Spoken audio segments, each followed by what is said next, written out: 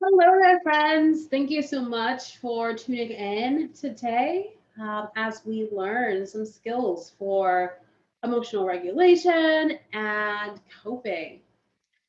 So, today we're going to practice a little mindfulness and really practice being present. So, just increasing the awareness that we can feel um, within ourselves and around us. So, we'll simply do that by trying to pay attention on purpose. So often we don't have to pay attention to the things that keeps us alive. Like our body naturally automates our breathing. It tells us when we're hungry, when we have to go to the restroom. It does all those things without us really having to think about it too much for the most part. And so that makes it really easy for us to just keep moving, and doing the things that do really require effort. However, our bodies put in so much work to keep us functioning, to help us experience all the joys of life and the difficulties of life as well. And so slowing down and really respecting and honoring our bodies for carrying us can be one of the most simple ways to reduce stress. And that doesn't mean that it's going to change the experience or the circumstances, I should say. It doesn't mean it's going to change the circumstances that you are in or the things that you have to navigate. But what it means is that it can increase the feeling of peace while you navigate those things.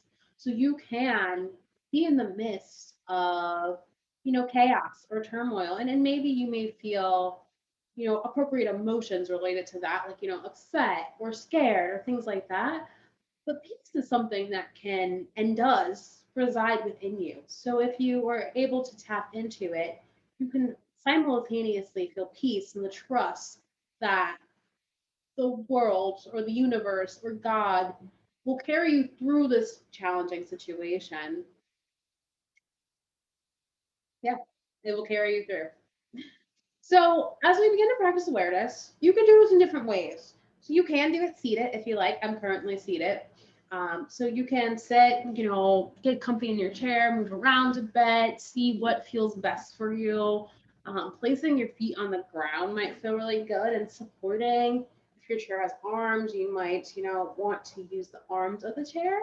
But you don't have to sit. So it's really whatever feels good for you and whatever feels more aware, more in the present moment to you.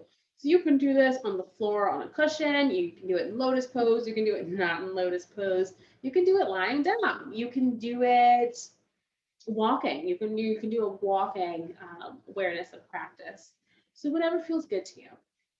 In whichever position that you choose, you can then choose if you would like to close your eyes or not. There's no right or wrong way to do that. So some people like to close their eyes because it's maybe a little bit less distracting, and they can really go deeper and focus internally if that's what they need.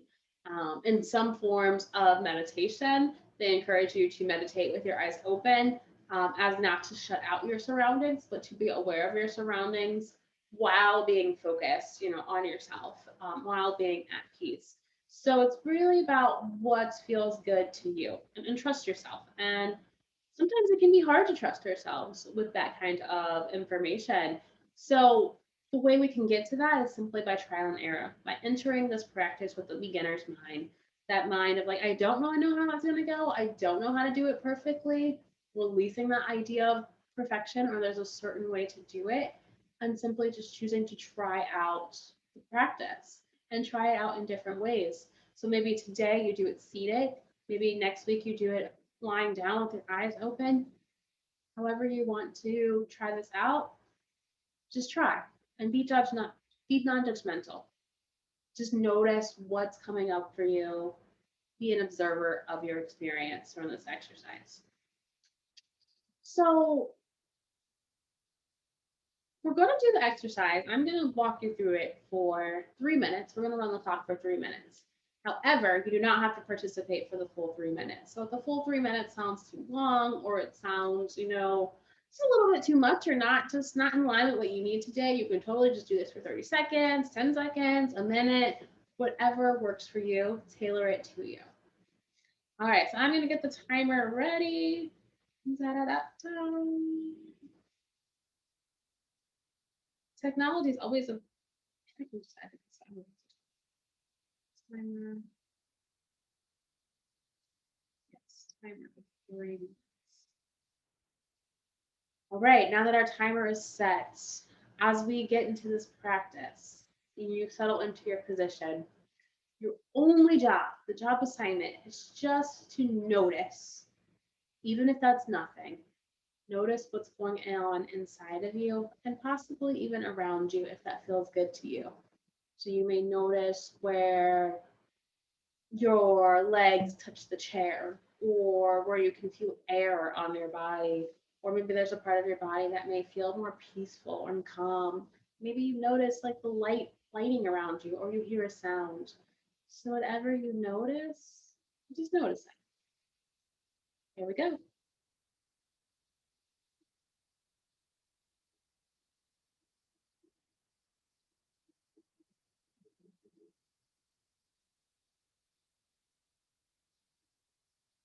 During this time, don't be afraid to invite movement if that feels good to you. You don't have to be rigid.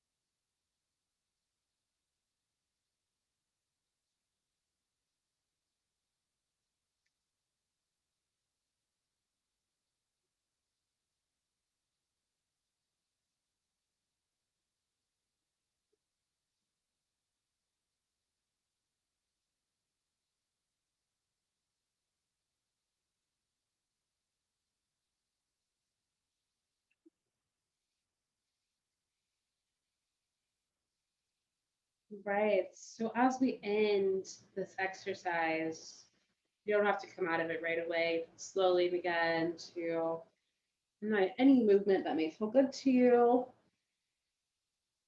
You can wiggle around a little bit if that feels good. If your eyes are closed, you can choose to kind of start to bat them open and just adjust back to the settings. So what I want you to do is to take some time, maybe directly following this episode, if you even want to directly following this exercise, you can go and journal and just write down what this experience is like for you. So however you interpret that, you can do that. Um, with journaling, I know journaling isn't for everyone, or some people really don't like it. So, just some alternatives to that journaling is like you can do it via voice text, like in your voice memos. Just talk about the experience that you just had.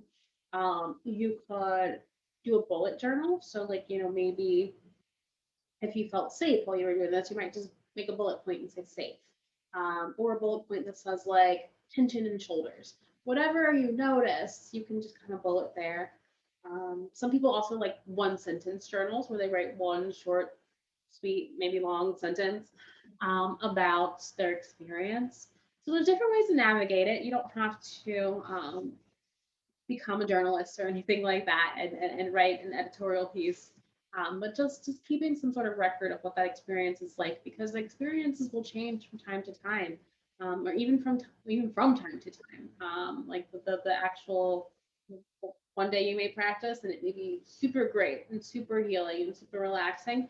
The next day you may practice the same way and it may be a bit more of a struggle. So really keeping a note of that, and you can start to see if there are any patterns in play, or if there are certain things that help you to have a more positive experience, whatever that means to you, because positivity is subjective and it may mean something else to you than it means to me or the next person who practices. Um, so, for instance, sometimes it's hard for us to maybe sit still or hard for us to really focus. So sometimes bringing in other activities can be another way to practice awareness. So maybe instead of sitting and breathing and walking and breathing and just noticing your body, maybe you practice awareness simply by lighting a candle, taking a breath in, blowing it out, simply light that candle.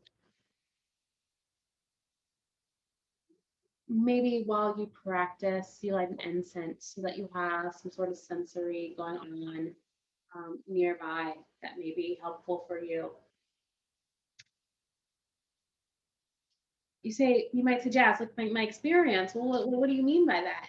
Nothing happened. Well, nothing happened, but that's okay. So as we practice mindfulness, it's very much an exercise, and the brain is similar to a muscle in the sense that when you practice these mindful exercises, you're not gonna just ace it the first time. Typically, when we go out, or when others, not me, when other people go out to train for things like a marathon. Like they don't day one go do a marathon. They might do couch to 3K first and just really start off with like running 10 minutes, walking 10 minutes, working up to a 3K, et cetera, et cetera. Well, these practices are the same thing. And so it may not seem like much in the beginning, but as you continue to practice, you can cultivate more awareness of your experience, more awareness of your emotional states. And as you do that without judgment, it gives you more power and ability to make decisions for yourself, to decide how you're going to show up in certain situations. Um, and it also just can be a respite. So it's just simply a respite from the world and from the stressors around us in life. So I hope that this exercise is of value to you. And if you have any feedback, feel free to reach out. Enjoy.